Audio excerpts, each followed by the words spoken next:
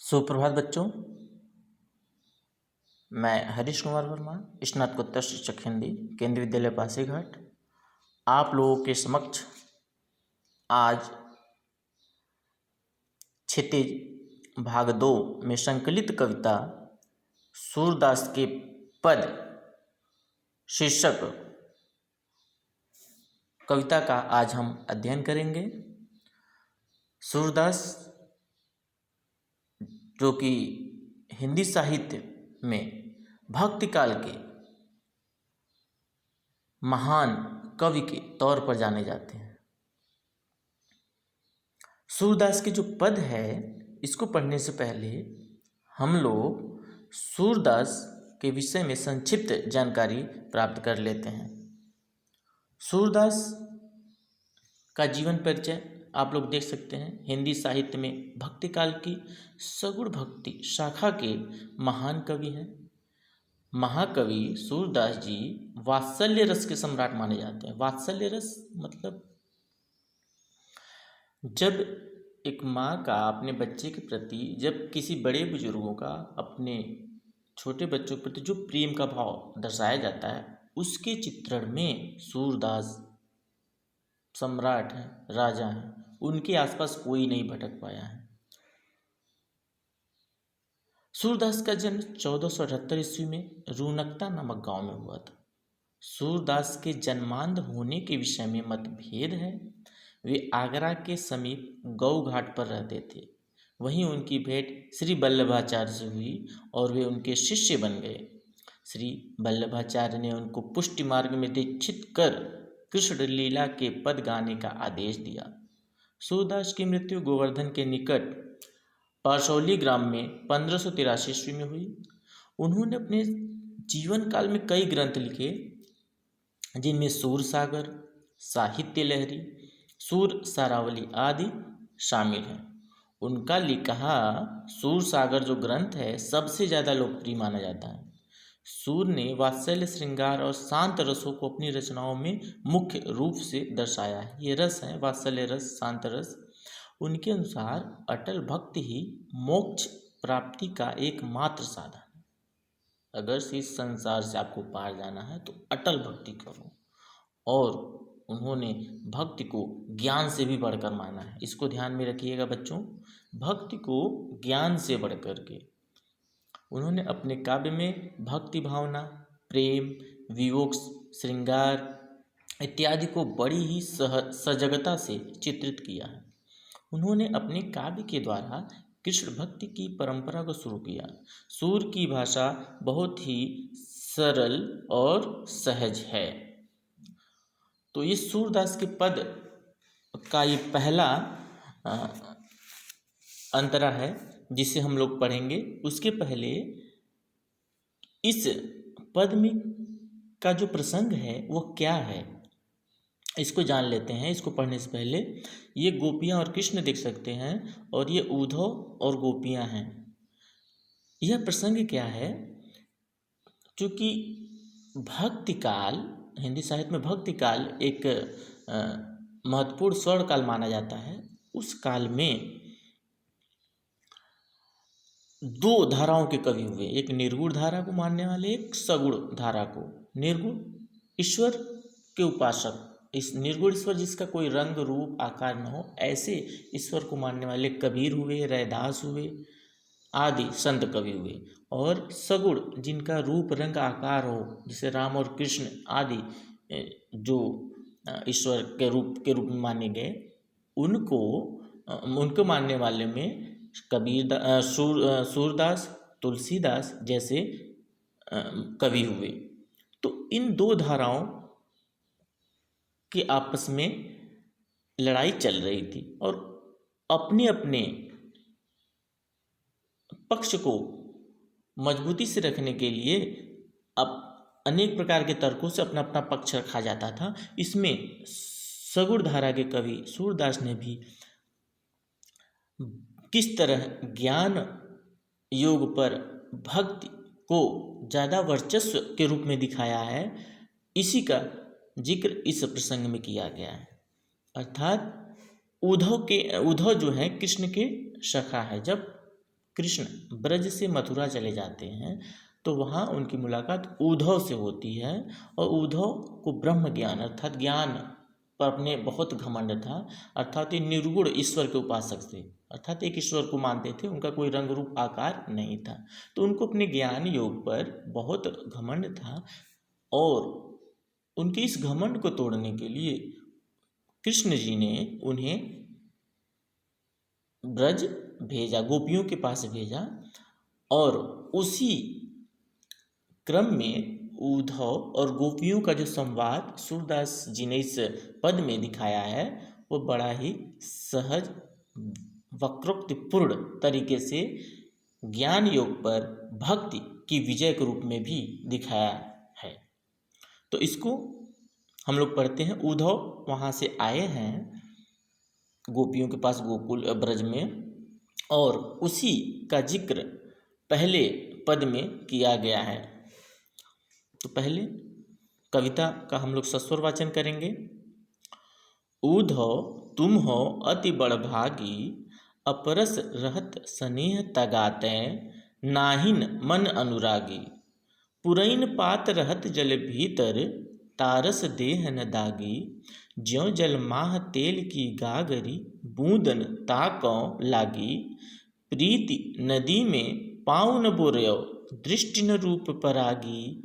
सूरदास अबलाहम भोरी, गुर चाटी ज्यों पागी।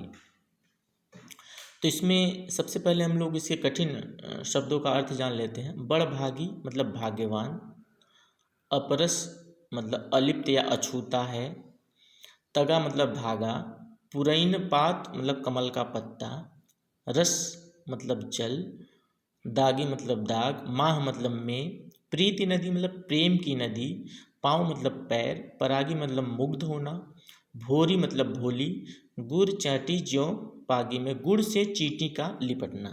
अब इसके भावार्थ को हम लोग समझते हैं।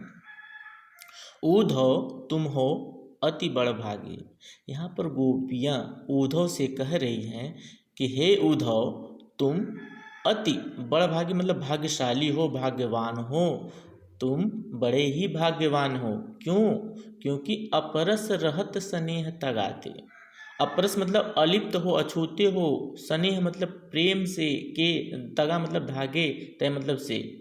आप अब तक प्रेम के बंधन से अछूते हो, अलिप्त हो, प्रेम का बंधन आपको अभी जकड़ नहीं पाया है।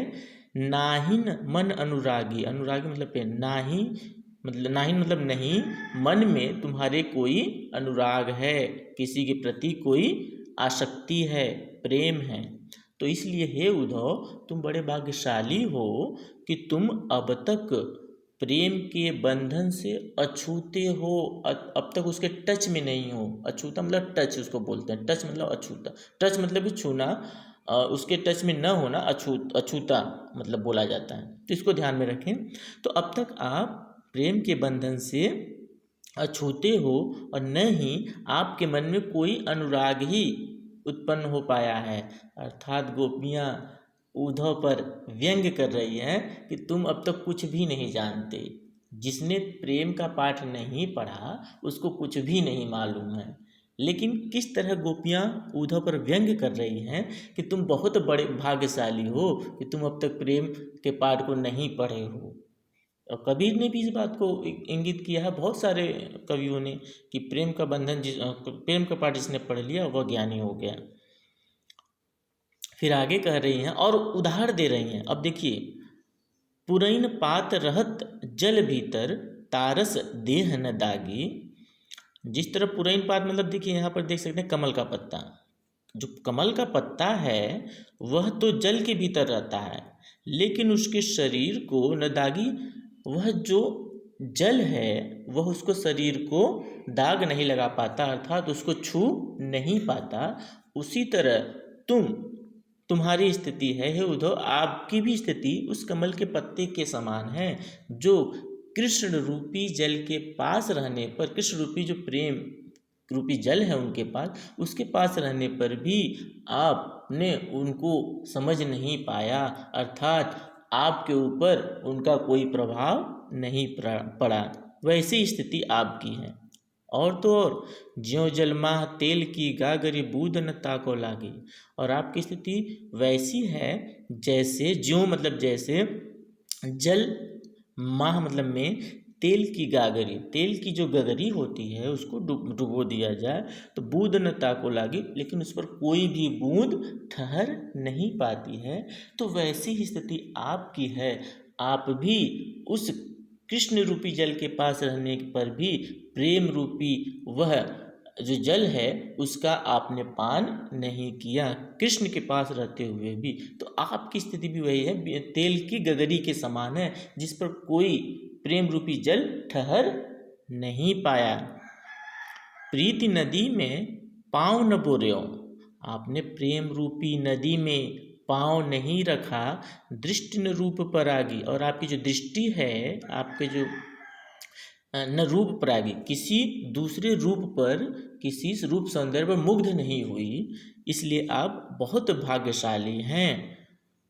फिर आगे, सूरदास अबला हम भोरी गुर चाटी जो पागी। सूरदास गोपियों के माध्यम से कह रहे हैं कि हे उद्धव, हम अबला और भोली हैं, भोरी मतलब भोली, गुर चाटी जो पागी, जिस तरह चींटी गुड़ से लिपट जाती है और अपने प्राण त्याग देती है, उसी तरह हम कृष्ण के प्रेम में डूब चुकी हैं। अब उनको छोड़ना, उस प्रेम को छोड़ना हमारे लिए असंभव नहीं है, अर्थात हमारे लिए वे प्राणों से भी अधिक प्रिय हैं। तो हुआ इसका अर्थ। अब इसके शिल्प सौंदर्य की बात हम लोग देख सकते हैं। इसमें जो स्नेह तगाते एक आया है, स्नेह तगाते त की आवृत्ति है इसमें। अब पुरैन पात प की आवृत्ति है। ज्यों जल ज की आवृत्ति होने का इन सब में अनुप्रास अलंकार।